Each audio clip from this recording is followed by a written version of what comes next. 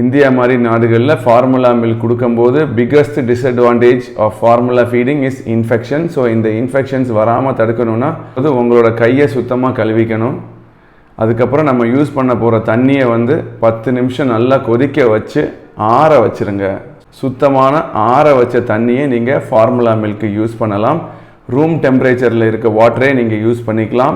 Once நீங்கள் formula prepare பண்ணிட்டீங்க அப்படின்னா 20 to 30 மினிட்ஸ்க்குள்ளே நீங்கள் குழந்தைக்கு கொடுத்துடணும். வாட்டரை ஃப்ளாஸ்கில் ஸ்டோர் பண்ணி வச்சுட்டு 10 to 12 ஹவர்ஸ் வரைக்கும் நீங்கள் இந்த ஃப்ளாஸ்கிலேருந்து மிக்ஸ் பண்ணி யூஸ் பண்ணிக்கிங்க.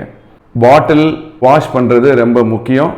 ஃபஸ்ட்டு சோப்பு போட்டு நல்லா வாஷ் பண்ணிவிட்டு சுத்தமான தண்ணியில் ரின்ஸ் பண்ணிவிட்டு ரின்ஸ் பண்ணதுக்கு அப்புறம் இந்த பாட்டிலில் பாயிலிங் வாட்டரில் போட்டு 10 நிமிஷம் கொதிக்க விட்டுட்டு அதுக்கப்புறம் க்ளீன் பண்ணி ட்ரை பண்ணி வச்சுக்கிறது ரொம்ப ரொம்ப முக்கியம்.